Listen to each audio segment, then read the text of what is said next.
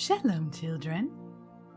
In our story last time, Yeshua and the taught ones had called into the city of Jericho whilst on their way to Jerusalem. They had visited the home of Zacchaeus, a local tax collector. Do you remember? He was too short to see over the crowds, and so had climbed up into a sycamore tree to get a better look at Yeshua as he walked past. However, Yeshua had stopped under the tree and told Zacchaeus to come down, because he was to have dinner with him at his house. Something wonderful happened in the heart of Zacchaeus. He turned from his deceptive ways and made good all the cheating he had done. He decided to pay back 4 times what he had stolen from the people. Yeshua and the taught ones continued their travels towards Jerusalem. By now, a very large crowd had gathered and accompanied them on the trip. As they journeyed along, they came across 2 blind men sitting next to the road begging. When they heard it was Yeshua passing by, they cried out, "Have mercy on us, Master, Yeshua ben David." The crowd of people told them to be quiet, but Yeshua asked for them to be brought over to him. He asked them, "What is it you want me to do for you?" They replied, "Master, that our eyes may be opened."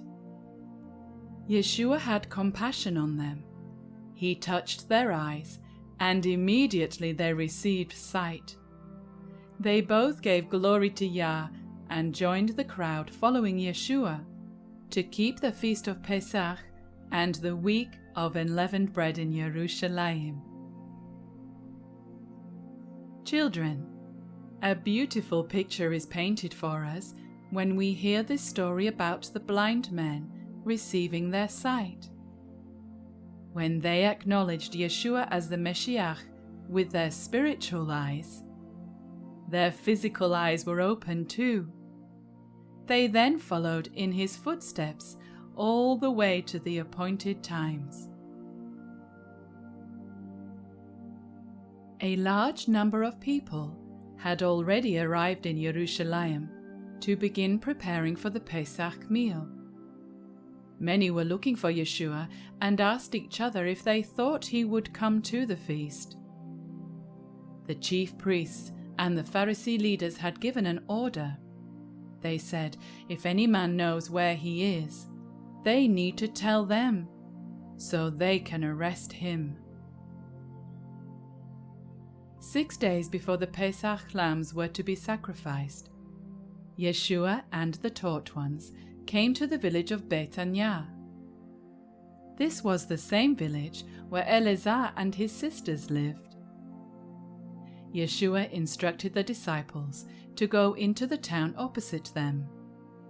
There he told them they would find a colt tied up. Do you know what a colt is?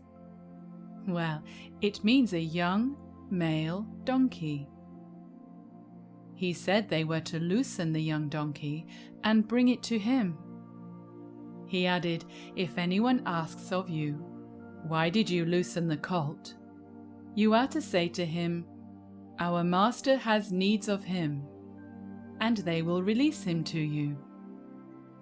The taught ones went into the village and found it was just as Yeshua had said, and so brought the colt back to Bethania. It was soon time for the evening meal. They had all been invited to eat at the house of Shimon, a man whom Yeshua had healed of leprosy. Eleazar and his sisters had also been asked to attend. Many Pharisees visited the house for dinner too. Not only did they want to spend time with Yeshua, but, having heard about Eleazar rising from the dead, they wanted to see him for themselves. However, this was a very risky thing to do. You see, the ruling Kohanim had conspired not only to put Yeshua to death, but they had decided they had to remove Eleazar as well. You see, his rising from the dead was the reason many of the Pharisees had left to follow the teachings of Yeshua. Shimon's house was very busy and noisy with all the guests. Eleazar was sitting at the table, and his sister Martha was very busy helping to serve the food. Miriam had brought a very expensive box of perfume with her. She went over to Yeshua and anointed his head and feet. As she poured out the expensive ointment, the whole house was filled with the fragrance. One of the disciples, Yehudas ben Shimon, spoke out saying, "Why was this perfume wasted? It could have been sold for 300 denarii and given to the poor." Now you might be thinking Yehudas did have a good point. He must be a very thoughtful and caring man, wanting to help poor and needy people. Well, I'm sorry to say that was not the case. You see, Yehudas was a thief, and would have liked the money to go into his own pocket. He was the person in charge of the bag of money that paid for the taught ones' food and other things that they needed. Unfortunately, Yehudas often helped himself to the purse and took money out without telling anyone. Yeshua said to the dinner guests, "You will always have the poor amongst you, but you will not always have me. This woman has done a good work towards me. She has come and anointed my body for burial.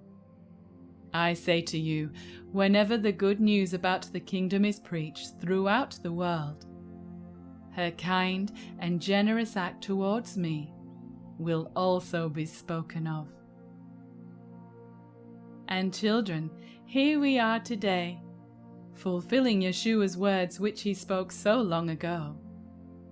We are learning all about the kingdom and hearing about a woman called Miriam who sacrificed her precious perfume to anoint Yeshua HaMashiach, Melech Yisrael.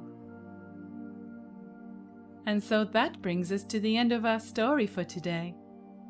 So we will see you next time for another exciting journey in the life of Yeshua. Shalom.